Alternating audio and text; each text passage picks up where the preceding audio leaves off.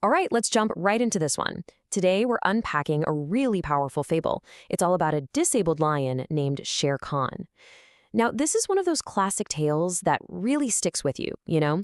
It's all about desperation, making those tough moral choices, and figuring out what true strength actually is. So, right at the heart of our story is this just awful proposition. I mean, can you imagine? You're offered a cure for the one thing that causes you the most suffering, but the price is just monstrous. It's this one dark idea that's going to force our main character to look deep inside himself and decide who he really is. So, when we first meet Shere Khan, he isn't some big, bad villain. He's actually a pretty tragic figure, consumed by frustration. I mean, think about it. He's a lion. He's supposed to be the king of the jungle, but because of his disability, every single hunt is a failure. And it's that deep, deep desperation that makes him so vulnerable to the toxic advice he's about to get. And this is where things start to get really messy. A stag sees just how desperate Shere Khan is, and instead of offering any kind of help or, sympathy, he preys on it. He plants this absolutely twisted idea in the lion's head. The only way you can heal yourself is by destroying the kindest, most virtuous soul in the entire forest. Just wow. So Shere Khan, totally buying into this cruel lie, starts a hunt unlike any other. He's not looking for food this time. No, he's literally hunting for virtue itself. It doesn't take long for his search to point him toward a particularly clever fox. So he starts watching her, right? Just waiting for some kind of proof that she's the one whose sacrifice is supposed to be his cure. And boy, does he get his proof, but maybe not in the way he was hoping for. He sees this baby zebra trapped on a cliff, and the fox, she doesn't just feel bad for it. No, she springs into action.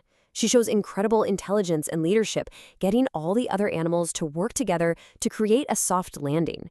It's this amazing, selfless rescue that basically confirms it for Shere Khan. Yep, she's the one. She is the kindest animal. Okay, so now that he's convinced the fox is his target, Shere Khan cooks up this really devious plan. He knows he can't just use brute force. So what does he do? He weaves this elaborate lie, a whole fake story about a magical pomegranate in the cave of death. It's a trap designed specifically to play on her kindness. He figures the only way to get her into that dangerous cave is to make her think she's saving his life.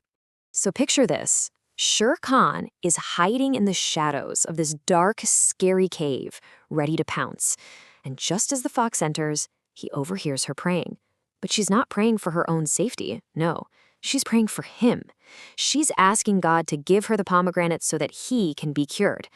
I mean, talk about a gut punch. Her pure, selfless kindness just smacks right into his dark, selfish plan. And this is the moment everything changes. The stag is right there whispering in his ear, do it now. But Shere Khan, he freezes. That question, should I kill her? It's not just words. It's literally a war going on inside his head, a battle for his very soul. It's his own desperate suffering versus her pure, selfless innocence. And he makes his choice. He turns his back on the stag. He walks away. Right then and there, he decides he would rather live with his pain for the rest of his life than become a monster. He chooses mercy over selfishness. He chooses his character over a cure. That is his moment of true strength. But hold on, the story doesn't end there. A few moments later, the fox walks out of the cave, totally fine, and she has the pomegranate. Shere Khan, probably feeling this mix of guilt and just awe, takes the fruit and eats it, not expecting a thing. And then, bam! A jolt of energy shoots through him, he lets out this roar, and suddenly, his leg is perfect. He's standing strong on all four paws, he's completely healed. So, as you can imagine, everyone is just standing there stunned. What in the world just happened? That's when this wise old bear, who's apparently been watching the whole time, steps forward. And he's got the answer. He explains that this was never about some cruel, twisted sacrifice. It was all part of an ancient prophecy, a deep, profound test of character. And here is the big reveal, the real lesson of the whole story. Turns out, the stag's advice was a complete and utter lie, a malicious twisting of the truth. The real prophecy never said you had to kill the kindest animal.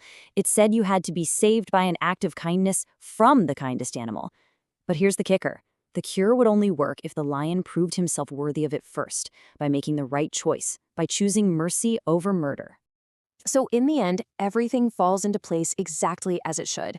The manipulative stag, he's exposed as a liar and has to flee in shame. The kind, selfless fox, she's celebrated as the hero she truly is. And Shere Khan? Wow, what a transformation. He's not just healed on the outside, he's healed on the inside too. He's humbled, and he actually bows down to the fox out of pure gratitude and respect. Which really leaves us with this one big question to think about, right? What is true strength? Is it about physical power, the ability to take what you want? Or is it about something else? The courage to show mercy, to do the right thing, even when you're desperate? This story suggests that maybe, just maybe, the greatest strength we can have is the power to conquer the worst parts of ourselves.